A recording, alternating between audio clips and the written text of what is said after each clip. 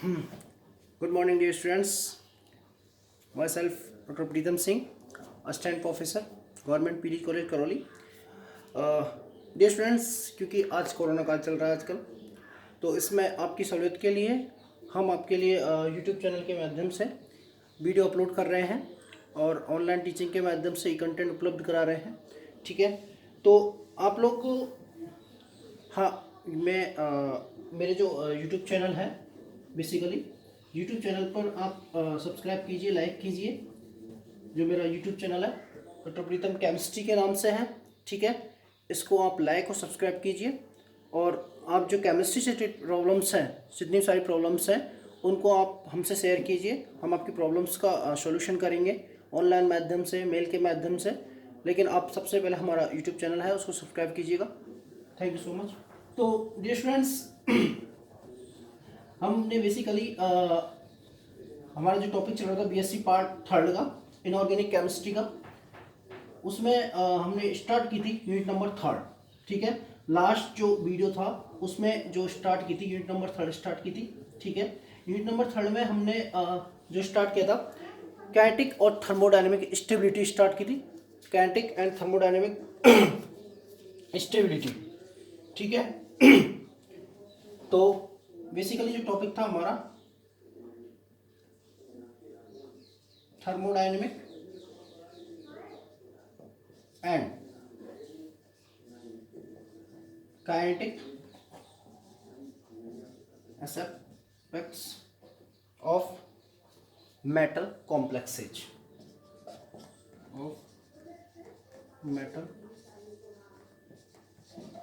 Complex. इस पे हमारी चर्चा हो रही थी, thermodynamic and kinetic aspects of metal complexes. तो डियर स्टूडेंट्स, हमने यहाँ पर पढ़ा था कि जो मेटल हैं, धातु कॉम्प्लेक्स होते हैं, उनमें स्टेबिलिटी किस तरह से होती है, यानी क्या क्या रीजन होते हैं जिनसे उनमें स्टेबिलिटी पाई जाती है। तो बेसिकली हमारे पास दो इसमें रीजन निकल के आए थे हमारे सामने, जो कि थर्मोडायनेमिक और काइनेटिक स्टेबिलिटी के रूप में थे। तो इनसे जो कोई भी कॉम्प्लेक्स है वो अपनी स्टेबिलिटी प्रदर्शित करता है। दो तरह से कॉम्प्लेक्स स्टेबल होता है। फर्स्ट हो सकता है, एक तो जो पहला स्टेबिलिटी कॉम्प्लेक्स कॉन्सेप्ट है वो है thermodynamic concept, thermodynamic stability,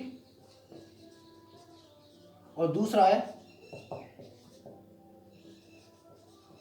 kinetic stability. ठीक है, ये दो कॉन्सेप्ट थे, थर्मोडायनेमिक और काइनेटिक स्टेबिलिटी। बेसिकली जो अब सबसे पहले अपन बात करते हैं काइनेटिक स्टेबिलिटी, या इसको बोलते हैं गतिक स्थायित्व। ठीक है, गतिक स्थायित्व या काइनेटिक स्टेबिलिटी। तो हम इसके बारे में बात करते हैं। तो सबसे पहले टॉप, एक साइंटिस्ट है टॉप, जिन्होंने बताया था कि कोई पदार्थ अभिक्रिया करता है, तो अभिक्रिया की प्रवृत्ति के आधार पर पदार्थ को उन्होंने दो भागों में विभाजित किया था। उन्होंने कहा था कि एक तो जो पदार्थ है उसको जो अस्थायी और स्थायी जो टर्म्स थी, इसके स्थान पर उन्होंने दो टर्म्स और यूज की थी, जिन्हें अपन बेसिकली बोलते हैं लेविलिटी एंड इनर्टनेस। लेविलिटी या इसको बोलते हैं चंचलता। ठीक है, इनर्टनेस अक्रियता। दो टर्म्स यूज की थी, लेविलिटी एंड इनर्टनेस। लेविलिटी होती है चंचलता और इनर्टनेस होती है अक्रियता। तो लेविलिटी जो होती है, लेविलिटी या अपन इसको बोलते हैं चंचलता। लेविलिटी क्या होती है, देखिए लेविलिटी, ये लेविलिटी का जो कंसेप्ट था, लेविलिटी क्या होती है, लेविलिटी होती है किसी भी कॉम्प्लेक्स को, अगर वो कॉम्प्लेक्स 25 डिग्री सेंटीग्रेड, ठीक है, 25 डिग्री सेंटीग्रेड में 0.1 m ये कंसंट्रेशन है। 25 डिग्री सेंटीग्रेड और 0.1 m कंसंट्रेशन बिलियनों में। अब किसी भी अभिकर्मक को प्रतिस्थापन अभिक्रिया में अभिकर्मक को मिलाने पर, ठीक है, अगर इसका जो रिएक्शन का टाइम है, ठीक है, वो 1 मिनट हो, रिएक्शन का टाइम क्या हो, 1 मिनट हो, तब तो वो अभिक्रिया है जो वो किस श्रेणी में आती है, चंचलता की श्रेणी में आती है, लेवलिटी की श्रेणी में आती है। लेकिन यदि अभिकारकों की जो प्रतिस्थापन अभिक्रिया अभिकारकों को मिलाने के लिए, किसी पदार्थ में अभिकारकों को मिलाने के लिए जो प्रतिस्थापन अभिक्रिया है उनमें यदि 1 मिनट से अधिक टाइम लगता है, ठीक है, 1 मिनट से अधिक समय लग रहा है इसमें, तो वो जो अभिक्रिया है वो कहलाती है इनर्टनेस या अक्रियता, अक्रिय अभिक्रिया, ठीक है। और वो पदार्थ होते हैं इनर्टनेस, ठीक है, और वो पदार्थ होते हैं लेवल, ठीक है। तो ये दो टर्म्स थी जिन्होंने जो स्थायी और अस्थायी के स्थान पर टॉम ने यूज की थी। तो वो तो टर्म्स निकल के सामने आई, लेबिलिटी एंड इनर्टनेस। लेबिलिटी आपको पता ही है, चंचल यानी सक्रिय एक तरह से। तो कंडीशन दी थी उन्होंने 25 डिग्री सेंटीग्रेड और 0.1 m कंसंट्रेशन में किसी अभिकारक में जो प्रतिस्थापन अभिक्रिया है, किसी अभिक्रिया में जो प्रतिस्थापन अभिक्रिया है जिसमें अभिकारक को मिलने का जो समय है, मिलने का, वो यदि 1 मिनट है, ठीक है, 1 मिनट है, तो वो अभिक्रिया है जो चंचलता की श्रेणी में या लेबिलिटी की श्रेणी में आती है। लेकिन यदि धीमी गति से अभिक्रिया हो रही है, ठीक है, इससे भी ज़्यादा समय लग रहा है, तो वो जो अभिक्रिया है वो आएगी इनर्टनेस की श्रेणी में या अक्रियता की श्रेणी में आती है।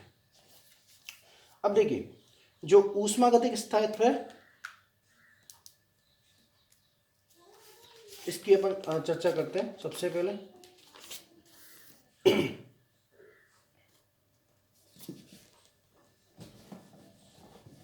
ऊष्मागतिक स्थायित्व।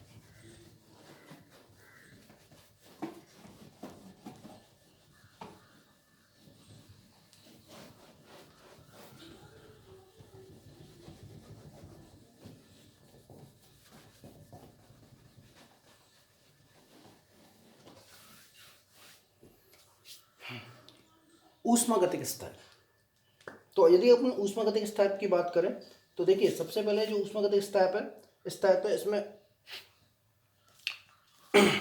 एक टर्म्स निकल के आती है जिसको अपन बोलते हैं विरचन स्थिरांक, विरचन स्थिरांक, ठीक है, विरचन स्थिरांक। तो ऊष्मागतिक स्थायित्व में क्योंकि ऊष्मागतिक स्थायित्व का जो विवेचन है सामान्यतः साम्य स्थिरांक के माध्यम से किया जाता है। इसका जो विवेचन है इक्विलिब्रियम कांस्टेंट के माध्यम से किया जाता है। तो इसीलिए जो टर्म्स आती है उसको एक विरचन स्थिरांक के नाम से भी जाना जाता है। इस स्थिरांक को क्योंकि इसका जो सीधा संबंध है, जो विरचन स्थिरांक है, ये इसका सीधा जो संबंध होता है वो होता है गिब्स फ्री एनर्जी से, ठीक है, मुक्त ऊर्जा से होता है, इसीलिए इसको विरचन स्थिरांक के रूप में भी जाना जाता है। अब दूसरी अपन बात करते हैं इनस्टेबिलिटी कांस्टेंट, इनस्टेबिलिटी कांस्टेंट, ठीक है, या अपन इसको बोलते हैं अस्थायित्व स्थिरांक। इनस्टेबिलिटी कांस्टेंट या इसको बोलते हैं अस्थायित्व स्थिरांक, ठीक है।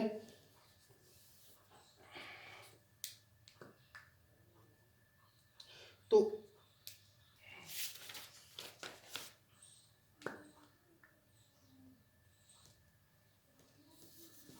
इस इनस्टेबिलिटी कांस्टेंट को बेसिकली, ठीक है, के आई के द्वारा डिनोट किया जाता है। के आई, यहाँ पर आई क्या है, इनस्टेबिलिटी, ठीक है, के क्या है, स्थिरांक के रूप में यूज किया गया है, तो के आई के रूप में इसको प्रदर्शित किया जाता है। जैसे कोई रिएक्शन है, सपोज दैट MLN, ठीक है, ये कोई अभिक्रिया है, MLN इक्विलिब्रियम रिएक्शन हो गई MLN, ठीक है, M plus NL, M plus MLN अभिक्रिया है इक्विलिब्रियम में, M प्लस NL के रूप में यह अभिक्रिया होगी। अब यहाँ पर जो इनस्टेबिलिटी कांस्टेंट है के आई, वो क्या होगा, concentration of M into concentration of L की पावर N, ठीक है, अपॉन कंसंट्रेशन ऑफ MLN। तो ये के आई जो इनस्टेबिलिटी कांस्टेंट है, कंसंट्रेशन ऑफ M, ठीक है, कंसंट्रेशन ऑफ L की पावर N और कंसंट्रेशन ऑफ MLN, यानी जो के आई है, ठीक है, अपन बेसिकली अपन क्या जाए तो के आई इक्वल टू होता है 1/K,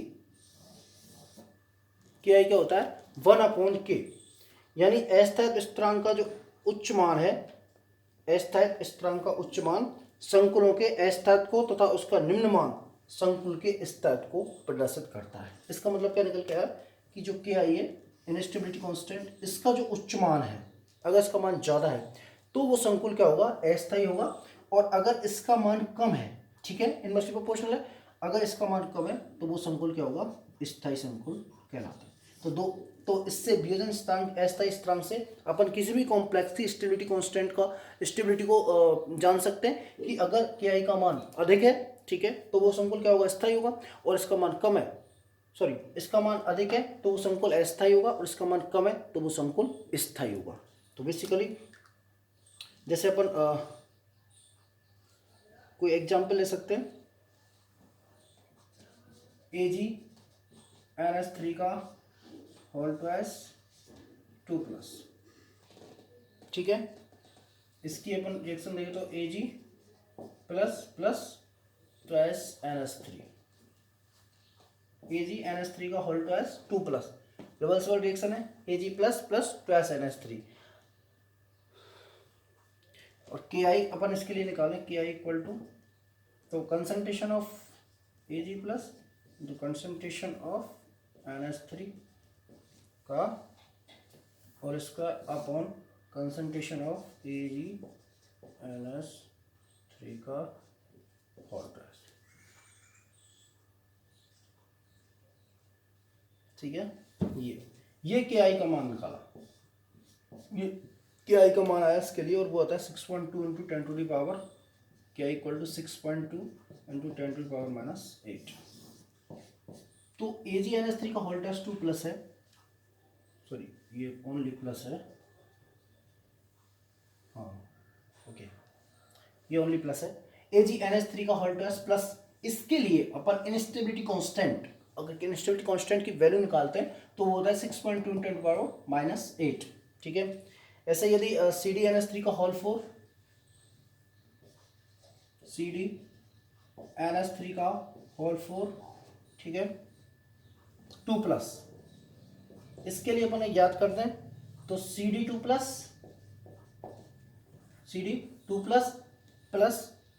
4NH3। अब इसके लिए KI का मान निकालते हैं तो KI इसके लिए आता है 2.5 इंटू 10 टू द पावर -7। तो इसके लिए तो KI क्या है 2.5 इंटू 10 टू द पावर -7, और इसके लिए 6.2 इंटू 10 टू द पावर -8, ठीक है।